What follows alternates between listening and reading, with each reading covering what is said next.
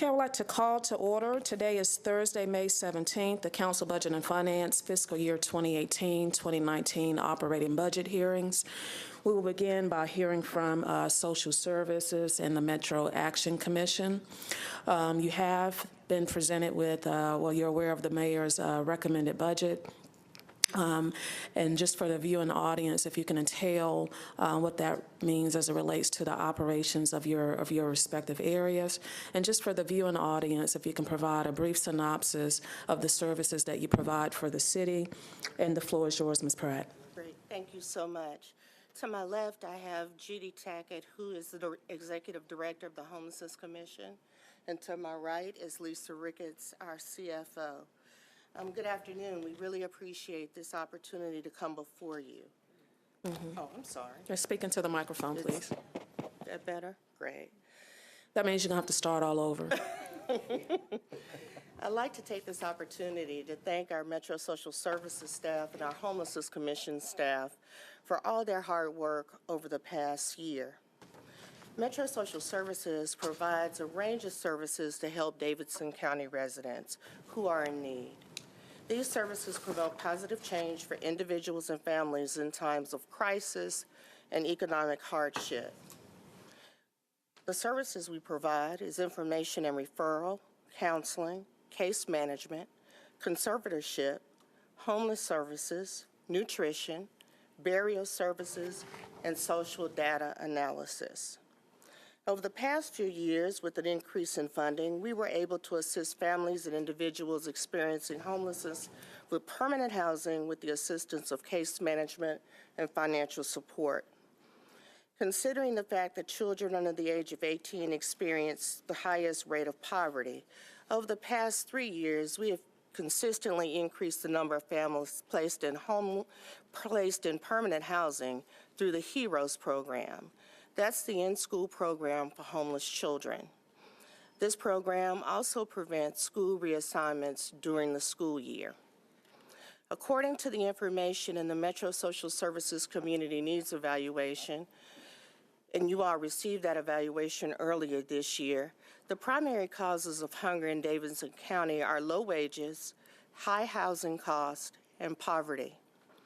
We are also aware that 20% of people 65 years and older, Social Security is their only source of income, which limits their resources of food. Given this information, we have consistently increased the number of individuals and families we serve in the nutrition program. We are the largest home-delivered meal program in the county, and we have 15 congregate meal sites around the city. We created a 50 to 59 meal program for baby boomers. We have a family meal voucher program, and we also provide inclement weather meals during the winter months. Earlier this year, when we released our 9th annual Community Needs Evaluation, this need evaluation contains social, socio-economic, demographic, census data, and data about unmet needs. The data has authenticated the magnitude and depth of poverty in Nashville, and particularly in African-American neighborhoods. Nonprofits indicate that they use the community needs data to seek grants and funding opportunities. This, in turn, brings additional resources into the community. The primary use of the needs evaluation for Metro Social Services is to objectively profile financially struggling households and allows us to prioritize the use of our limited resources so that we can maximize the impact of those who are most in need. And finally, over the past few years, Social Services has worked with the Office of Emergency Management and other Metro departments to open the Metro Overflow Shelter. This year, Social Services was primarily responsible for complete operation of the shelter. The shelter was open 23 days, almost double the number of days the shelter was open last year. We hosted 150 to 200 individuals each night. We will continue to open the shelter at 25 degrees for this coming winter, and we are looking at the possibility of that temperature changing over the next few months, and we will make that decision with the Homelessness Commission and the Extreme Weather Committee. Now I'd like to yield the rest of my time to Judy Tackett, who is the Director of the Homelessness Commission, and she will provide you with additional information about her services and what they provide. Thank you so much for inviting me to be here and give an update. So I wanted to start with talking a little bit about the achievements and the work of the Homelessness Commission and where we are. We're really right now in a transition phase as a community, and that goes beyond Metro, that goes beyond the Homelessness Commission. And I wanted to express that a little bit. But first I want to really clearly state what the Homelessness Commission's role has been, and it's really a clear focus on building a housing crisis resolution system to move from collaborations and partnerships and really build a sustainable system that focuses on housing for people. So when we look at homelessness and literal homelessness, what ends homelessness is housing. Homelessness is a housing status, and I cannot stress that enough in the community, and I do that at any time. And long-term investment is needed to really move the needle on homelessness in our community.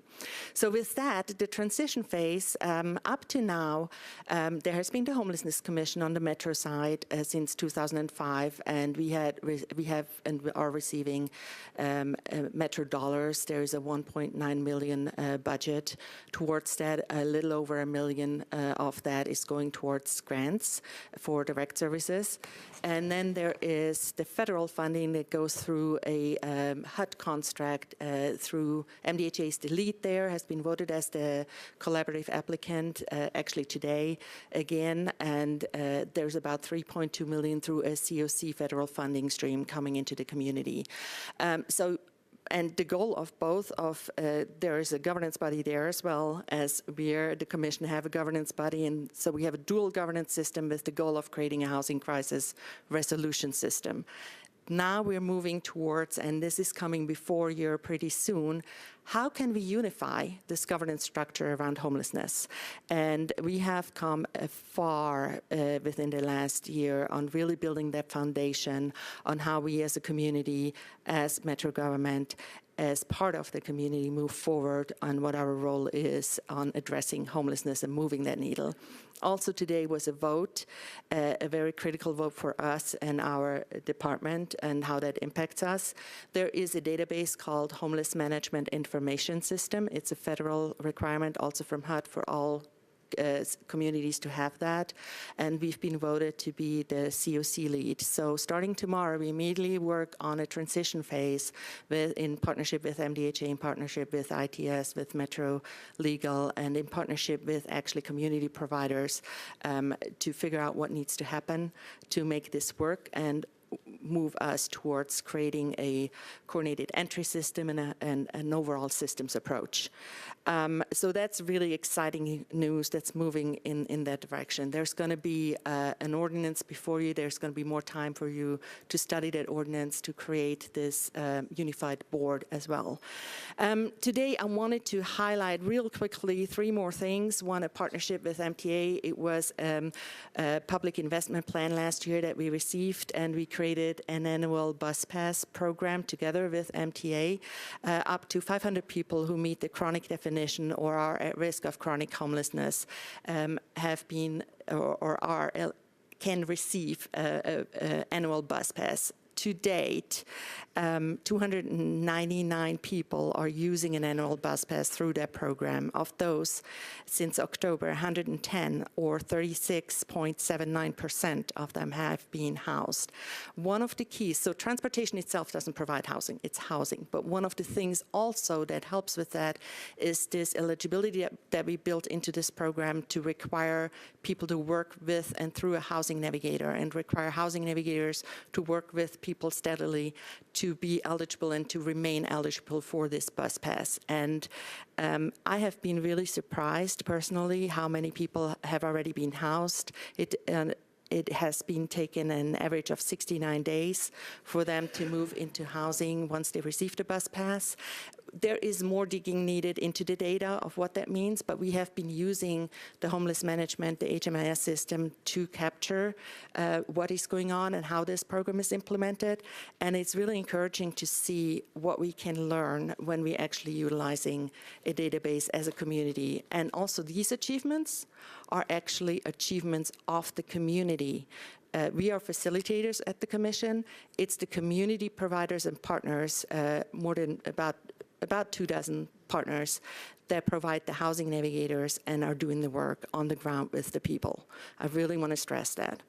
The second highlight is a PIP. As you know, PIPs this year haven't been funded, but we had a proposal, and thanks to, in collaboration with Vice Mayor Sherry Wiener, we have put that together and developed a team to come up with an employment outreach program. And so we're going to bring that team back together very shortly and just continue, okay, are there other funding for some pilot that we can get off the ground rather than wait around for another year.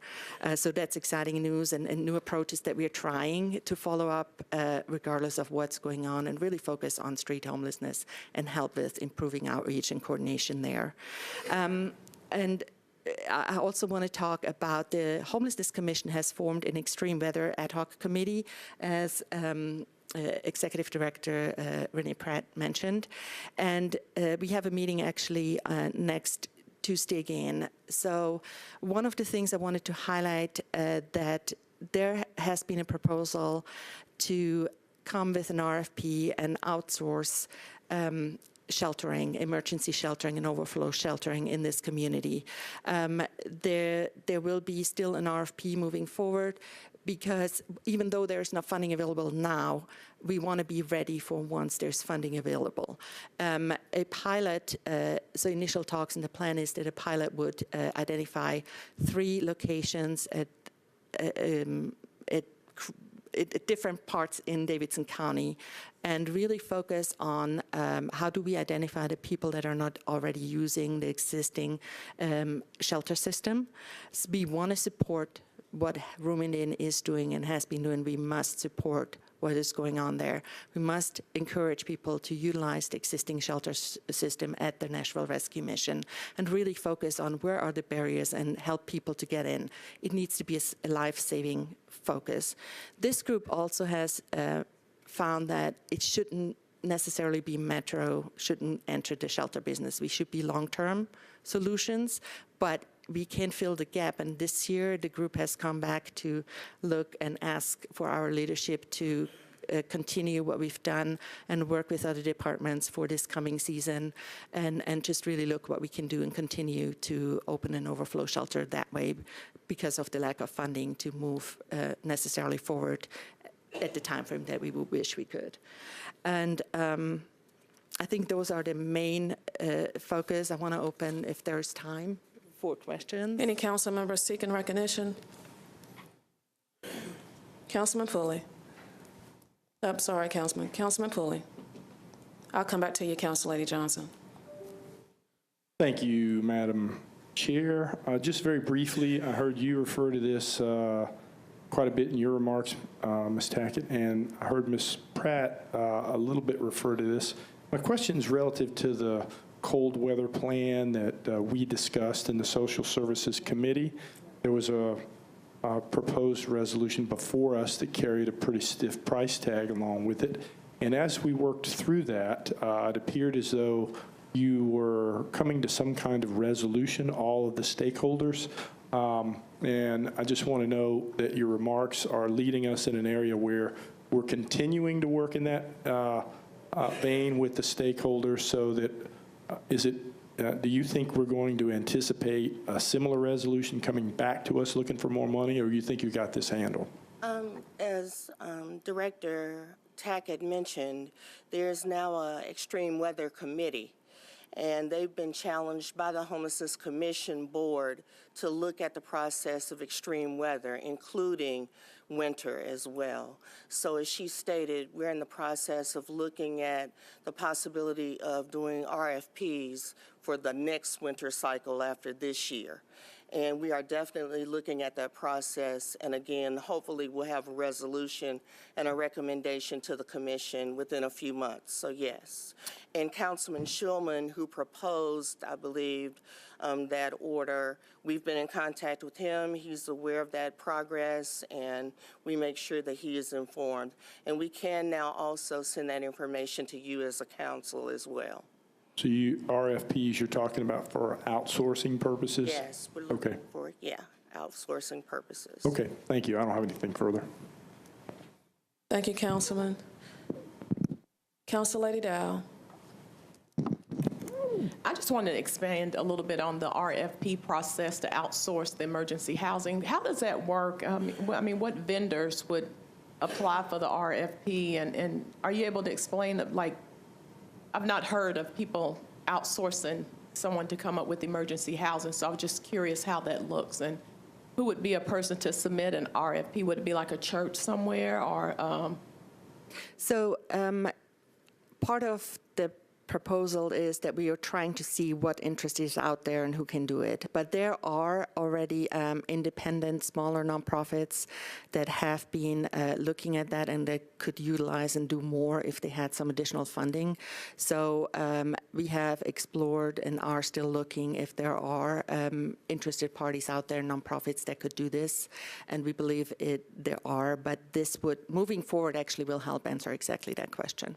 Yeah, my concern is that, moving them out of the community that they're in and pulling them somewhere else, and they're not having the ability to get back to where they come from. I know we have a couple of churches, and we work with the program, doing the cold weather program in my area, but one of the issues is once they bring them out there, they leave them. Yeah. And so I'm very much concerned about what we've seen, them being moved from one location to the other. Right. We've addressed that issue among the committee members because we are looking at 3 different locations in the city where the homeless can get to. We generally have either the East Park Center or the Hadley Center or the fairgrounds. But with this RFP process, hopefully people that are interested can open up shelters in a variety of different areas in the community so people can get back to where their encampment is or where they're staying. So we've addressed that issue as well. So what happens when the places out east decide they don't want to participate in the program? And so how does that work? For example, if East Park has traditionally been a place to house them, or the fairgrounds, and now we're putting potentially a stadium there, more development there, that may not be a place for them to go. So how do we decide where the people will go? Like all of a sudden, these areas are not available. What is the process to make sure that they're just not put somewhere? Like we know now, like East Park, Hadley, those are good locations to get a lot of people. How are we working to ensure that we continue to have spaces in those areas to service them versus, taking an RFP, for example, and sending them out to Bellevue? How does that, that's. And Ms. Tackett can explain this as well, but I just want to highlight the fact that we still have room in the inn and the Mission as shelters as well. So they're not going away. So we'll continue to have. Yes, we'll continue to have them. This will be in addition to those 2 shelters as well. Oh. And I think the key is to really focus on the populations that are not utilizing the current shelter system and supporting the current shelter system. We need to be careful not to dismantle it with whatever we're doing. One of the things I also wanted to mention, and that's been going on for 3 years, I believe. We have a partnership with MTA that they have been providing this past year and the previous year 350 bus passes just for the cold weather sheltering, so people could get to the location and back in the mornings. And they started that at 32 degrees that people can use and go also to existing shelters and utilize the system. Together with this MTA 500 annual bus passes, we have created 800 and up to 850 transportation opportunities for people. So I'm not saying that's always the solution for everybody, but there is a really tight-knit outreach community that also helps with transportation. And as Executive Director Pratt mentioned, it is, and you mentioned too, it is critical that for any overflow that we actually have different smaller locations in the areas where people tend to be. I just want to make sure that we're continuing. I know oftentimes when we outsource things, especially to nonprofits, they go in certain areas, and other areas they decide they don't want to go there because they have a little political power. And I just want to be certain, because I would hate to see us take away the accessibility we currently have with having them in certain communities where it's easily accessible with them, then shift them out to the suburbs where it's difficult, and rely upon bus passes to get them back, because that is not working. It's a good way to get them out of downtown so you don't see them, but it's not working because they don't find their way back. And so I want to make sure that doesn't happen.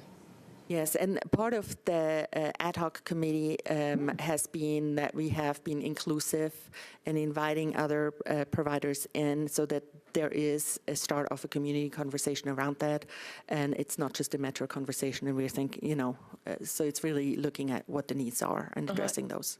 And look, one last thing, is one of our council members part of this ad hoc committee? Is there someone that sits in from? Yeah, Council Member Freddie O'Connell. Oh, okay. Interesting. Thank you. Thank you, Council Lady. Council Lady Allen. Thank you, Madam Chair, and thank y'all for being here and for all you do to help folks that just need a hand up to get back on their feet. Just a couple of questions on some of the line items that I just don't understand what they are. There is a line item called professional and purchase services that's kind of the next biggest one after your personnel services. Do you know what that covers, or can you tell me what that covers? Council Lady, will you provide the page so they can reference it as well? It's on page H37.4 and H37.5. There's a line item of both the GSD general fund and the special fund. One more page over. There you go.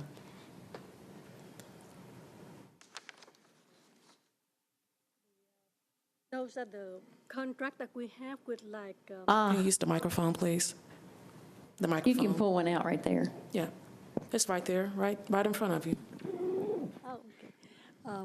there's contract for the homeless, like the park center, And open table and those groups. not room at the inn, and the another one is the burial contract for Gotcha. for the Okay. indigent. Gotcha. I know those provide important services. And then it looks like last year or a couple of years ago, there was a line item for 3 positions that were paid for or that were designated for homelessness. This, I think, is on page H37. Right. 6. Those were 3 outreach positions that we Right. hired. Since encampments are a major issue for the city, we thought it was imperative that we hire staff that can respond quickly, work with the other outreach providers here in the city, and go out and address any issues that we find in the city that are crucial that Metro needs to address. Right. And are those positions still there somewhere, or did that end? Yes. That They're program still is there. ongoing. Okay. Thank you. That was all I needed. Thank you. Thank you, Council Lady. Council Lady Johnson, Karen Johnson. Thank you, Chair Vercher. Well, I'm excited, first of all, for Ms. Tackett, you sharing that what is in place is not going to be dismantled. So that answered one of my questions there. So I'm very appreciative to that. Director Pratt, everyone in your department, you do an incredible amount of work. I want you to know that a lot of people appreciate what you do each and every day. Thank you. And I just have a couple questions on what you shared today. Sure. On the plan to outsource the sheltering, is there any way that we as council members can get a copy of the proposal? We can make sure of that. It's not, we're still in the process of putting it all together. We have some 5 goals that we outlined. We have a meeting on Tuesday for next steps. Okay, and also those who end up submitting for that proposal, can we also as council members get a list of those when that happens? Yes. Okay, and how does one know to submit for the proposal? Do they already have to be approved with Metro? How does that get out to who can be considered to do these services, the outsourced services? We will use the Metro procurement process to get the RFPs out. Okay. And then the recommendation that you're going to make to the commission, can that be shared with council prior to them making a decision? Yes. As I Okay. stated earlier, we'll make sure also that you get the minutes of our meetings as well, so we'll share that information with you. And we're so interested in this because one of the things that, since I've been a council member, that I struggle with every year is the hostile, negative calls I get for people wanting the police to take the homeless out of the, I always want us to come up with solutions to help people, not penalize them. And so when you all came out to Grandale Manor and had the community meeting with the community, those types of efforts help tremendously in calming that and sharing of information on all of the work that you're doing to try to help move people into assistance. And I would like to encourage you to do more of that because now that I'm coming towards the end of my term, I still get those calls and I cringe every time that happens because I'm more of a person that wants to help, not cause problems for people who already have significant issues. So if you all could somehow in the future maybe develop a really good plan of doing more community outreach, working with the council members to help educate people within our communities who have a high volume of calls to council members. We have someone in our office now who does constituent relations, Theo, is it Washington? Theo Washington. And he would be a good person to connect with so that going forward, the information that comes from council members can come to you for those efforts to get outreach. Thank you so Thank much you. for that input. I wanted to mention our staff has looked at what are some of the goals, and that education outreach was one of the goals as staff we wanted to identify. And I please want to encourage everybody to utilize us and invite us to meetings. And I have a really, I'm really proud of the staff members that we put together and their expertise. And we're here for you. Thank you so much. Thank you so much, Council Lady Johnson.